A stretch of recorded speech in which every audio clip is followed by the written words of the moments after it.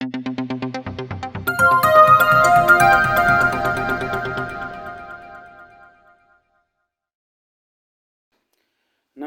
आप देख रहे हैं जनमोर्चा डिजिटल न्यूज। मैं हूं सुनील यादव। बात हो रही है 14 कोसी परिक्रमा मार्ग की। 14 कोसी परिक्रमा मार्ग प्रदेश सरकार ने श्रद्धालुओं की सुविधा के लिए इसका चौड़ीकरण करवाने का फैसला लिया था। निर्माण कार्य भी शुरू हुआ। कार्य की धीमी प्रगति के कारण अब की बार श्रद्धालुओं को अव्यवस्थाओं के बीच से ही परिक्रमा पूरी करनी पड़ेगी। परिक्रमा मार्ग की व्यवस्था दुरुस्त करने को लेकर मंडलायुक्त तथा जिलाधिकारी ने कई बार निरीक्षण किया। निरीक्षण के दौरान मंडलायुक्त राजेश कुमार व जिलाधिकारी निखिल टीकाराम फुंडे द्वारा लगातार कार्यदायी संस्था को निर्देश दिया जाता रहा कि परिक्रमा मार्ग के कार्य को समय से पूरा करें, जिससे कि श्रद्धालुओं को परिक्रमा करने में सुविधा प्राप्त हो। श्रद्धालुओं की सुविधा के लिए शासन द्वारा मौके पर परिक्रमा मार्ग पर बालू डाली जा रही है, क्योंकि जगह जगह इस मार्ग पर बोल्डर पड़े हुए हैं। सड़क अभी बन ही रही है। जैसा कि आप देख पा रहे हैं कि एक बोल्डर बड़ा सा बालू डालने के बावजूद ऊपर दिखाई पड़ रहा है। अगर यह किसी श्रद्धालु के पैर में लग गया तो वह निश्चित तौर पर चोटिल हो सकता है। परिक्रमा मार्ग पर जगह जगह श्रद्धालुओं को इस बार कठिनाई का सामना करना पड़ेगा, क्योंकि कुछ जगह ऐसी हैं जहां बहुत अधिक बालू डाल दी जा रही है, जिसके साथ पानी का छिड़काव भी किया जा रहा है। पानी का छिड़काव करने से कीचड़ युक्त बालू बन जा रही है, जिससे चलने में श्रद्धालुओं को निश्चित तौर पर ही परेशानी का सामना करना पड़ेगा।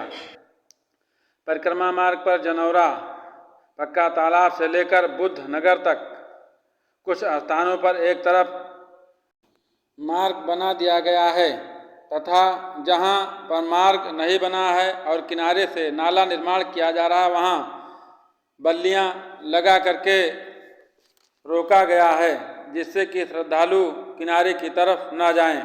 जैसा कि आप देख पा रहे हैं कि किस तरीके से परिक्रमा मार्ग अभी भी निर्माणाधीन है। एक तरफ की सड़क बन गई है तथा दूसरी तरफ अभी बोल्डर दिखाई पड़ रहा है। अभी यह देखना होगा कि शासन द्वारा इस पर किस प्रकार से चलने के युक्त सड़क को बनाया जाता है। परिक्रमा मार्ग का चौड़ीकरण जब से शुरू हुआ है, तब से कार्यदायी संस्था द्वारा कच्छप गति से कार्य किया जा रहा है, जिससे यह मार्ग अब की बार परिक्रमा की तिथि आने तक नहीं बन सका, जिस कारण से श्रद्धालुओं के मन में शंका भी है कि अब की बार परिक्रमा करने जाएंगे तो किस हालात से होकर गुजरना पड़ेगा।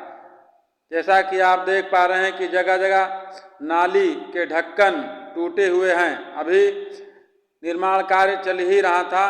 इससे अंदाजा लगाया जा सकता है कि किस स्तर का निर्माण कार्य हो रहा है। शासन द्वारा जिस तेजी के साथ परिक्रमा मार्ग पर इस समय बालू गिराई जा रही तथा उसका समतलीकरण किया जा रहा है, अगर उतनी ही तेज गति से कार्यदायी संस्था द्वारा परिक्रमा मार्ग को 4 लेन बनाने की प्रक्रिया पूरी की जाती तो आज शायद श्रद्धालु परिक्रमा मार्ग पर आकर खुश हो रहे होते।